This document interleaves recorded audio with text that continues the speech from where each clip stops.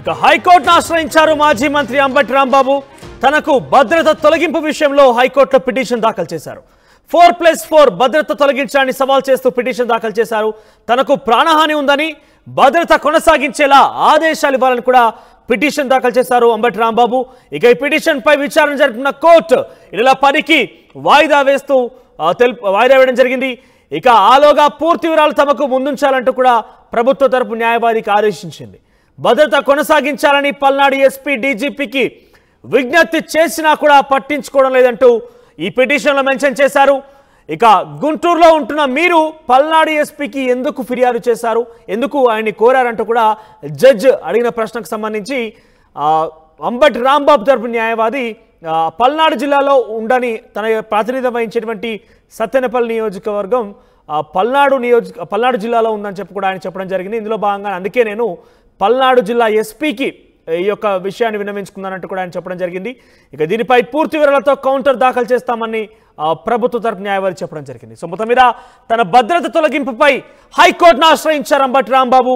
హైకోర్టుకు వెళ్ళి తన భద్రతని తిరిగి కంటిన్యూ చేసే విధంగా తనకి ప్రాణహాని ఉందంటూ కూడా ఆయన చెప్పడం జరిగింది. తన తరపు న్యాయవాది కూడా ఇదే విషయాన్ని చెప్పడం జరిగింది. విచారణ జరిగిన హైకోర్టు కొంత ఈ కేసుని 10వ తేదీకి వాయిదా వేస్తూ తీర్పునిచ్చింది.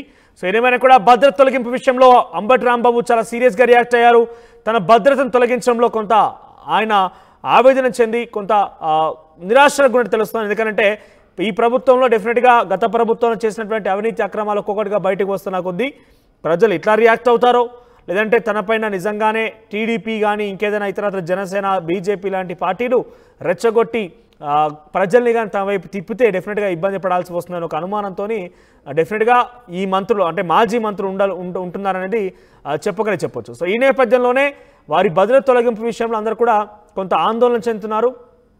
తిరిగి భద్రత కేటాయించాలంటూ కూడా అంబటి రాంబాబు ముఖ్యంగా హైకోర్టును ఆశ్రయించారు. మాట్లాడదాం ఇదే అంశానికి సంబంధించి.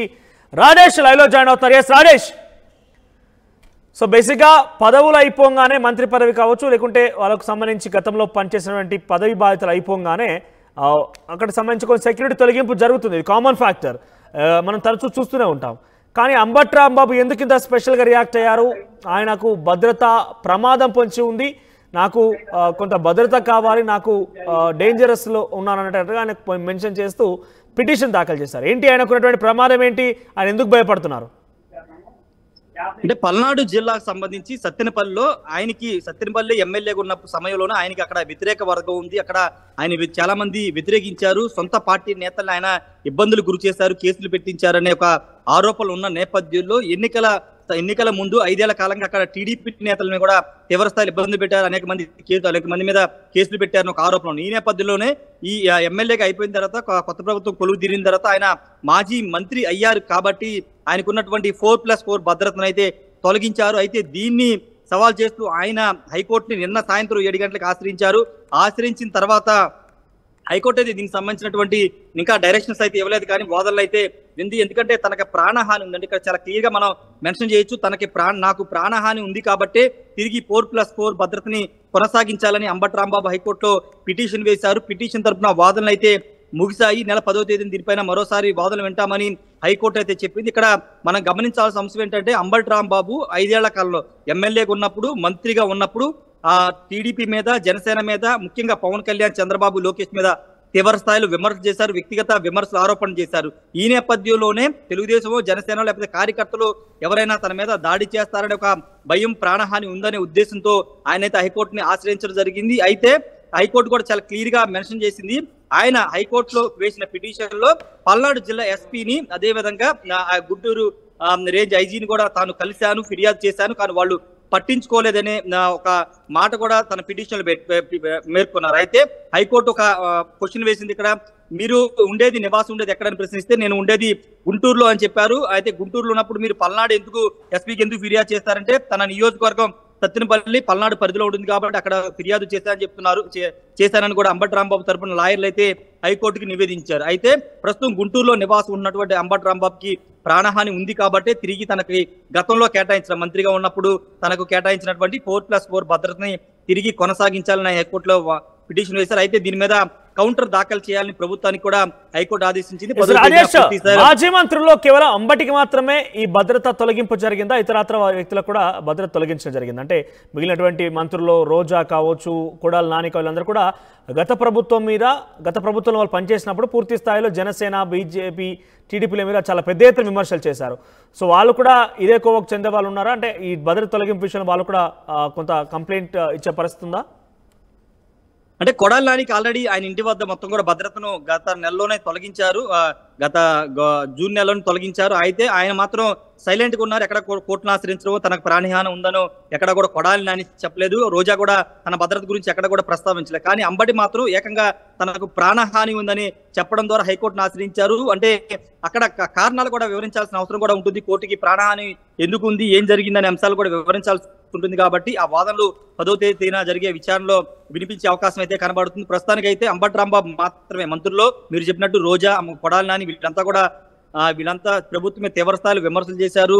చంద్రబాబు, లోకేష్, పవన్ కళ్యాణ్ టార్గెట్ చేస్తూ వ్యక్తిగత విమర్శలు కూడా చేశారు. కానీ వాళ్ళకంటే భిన్నంగా అంబటి రాంబాబు మాత్రం ఏకంగా తనకి ప్రాణహాని ఉందని కోర్టులో పిటిషన్ వేయడం పట్ల ఇప్పుడు రాజకీయంగా కొంత చర్చ కూడా జరుగుతుంది. ఆ స్థాయిలో అంబటి రాంబాబు ఎందుకు తిట్టాల్సి వచ్చింది, వ్యక్తిగత విమర్శలు ఎందుకు తిట్టి ఈ రోజు ఈ స్థితికి ఎందుకు వచ్చారని కూడా కొంతమంది మాట్లాడుతున్న నేపథ్యం అయితే ఉంది. ఏదేమన్నప్పుడు మరి అంబటి పిటిషన్ పైన 10వ తారీఖు పూర్తి స్థాయిలో విచారణ జరుగుతుంది. కాబట్టి ఆ రోజు కోర్టు ఆయనకి తిరిగి 4+4 భద్రతను కొనసాగించమని చెప్తుందా, లేకపోతే మాజీ మంత్రి అయిపోయారు కాబట్టి భద్రత కొనసాగించడానికి అవకాశం లేదని ఏమైనా కోరతారా లేదో చూడాల్సిన అవసరం ఉంది. ఎక్కువగా వైసీపీలో ఉన్నటువంటి మాజీ మంత్రులు అందరూ కూడా ప్రైవేటు సెక్యూరిటీనే పెట్టుకున్నారు. కొడాలి నాని కూడా తన ప్రైవేట్ సెక్యూరిటీనే పెట్టుకున్నారు. అదేవిధంగా మిగతా మంత్రులు కూడా ఎవరైతే ఎక్కువగా రియాక్ట్ అయిన మంత్రులు ఉన్నారో వాళ్ళంతా కూడా ప్రైవేటు సెక్యూరిటీ వైపే వెళ్తున్నారు. ఏకంగా మాజీ ముఖ్యమంత్రి జగన్ కూడా ఆయన భద్రత తొలగించిన తర్వాత ఆయన ప్రైవేట్ సెక్యూరిటీని కూడా పెట్టుకున్న నేపథ్యం చూసాం. కాబట్టి ఇప్పుడు అంబటికి కూడా అదే వర్తించే అవకాశం అయితే కనబడుతుంది. భద్రతను ఏ మేరకు కొనసాగిస్తారనే దాన్ని చూడాల్సిన అవసరం అయితే ఉంది. మనోజ్. రైట్ రాజేష్, ఇక భద్రత తొలగింపు విషయంలో మాజీ మంత్రి అంబటి రాంబాబు ఘాటుగా స్పందించారు. ఏకంగా హైకోర్టులో పిటిషన్ దాఖలు చేశారు. గతంలో ఆయనకి 4+4 భద్రత ఉండేది. ఆయన ప్రభుత్వం కోల్పోగానే మాజీ మంత్రి అయిపోయి ఇంపాక్ట్ ఆయన ఎమ్మెల్యే కూడా గెలవలేదు కాబట్టి భద్రత తొలగించడం జరిగింది. సో తరచుగా ఇవన్నీ కూడా ప్రభుత్వాలు మారినప్పుడు మనం చూస్తూనే ఉంటాం. కానీ అంబటి మాత్రం తనకి ప్రాణహాని ఉంది, తనకి భద్రత ఉండాల్సిందిగా ఆయన కోరడం జరిగింది. దీని విషయంలో ఆయన హైకోర్టులో పిటిషన్ దాఖలు చేశారు.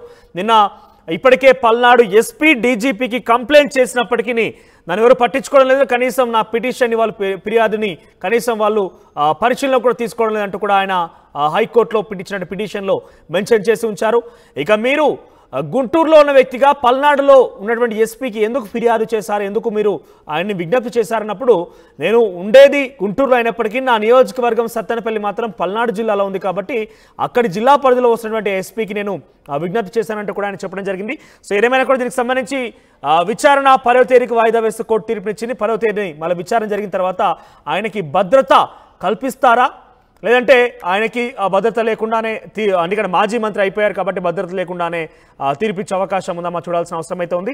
ప్రస్తుతానికైతే మాజీ మంత్రుల్లో అటు రోజా కానివ్వండి, కొడాలి నాని కానివ్వండి, చాలా మంది మాజీ మంత్రులు, దాదాపుగా అందరు మాజీ మంత్రులు అందరూ కూడా భద్రత తొలగించడం జరిగింది. ముఖ్యంగా మాజీ ముఖ్యమంత్రి జగన్మోహన్ రెడ్డి కూడా భద్రత తొలగించారు. కానీ వీళ్ళంతా కూడా ప్రైవేట్ సెక్యూరిటీ సిబ్బందిని ఏర్పాటు చేస్తున్నారు. ప్రైవేట్ సెక్యూరిటీ మధ్య వాళ్ళంతా కూడా వాళ్ళ కార్యక్రమాలు కొనసాగిస్తున్నారు.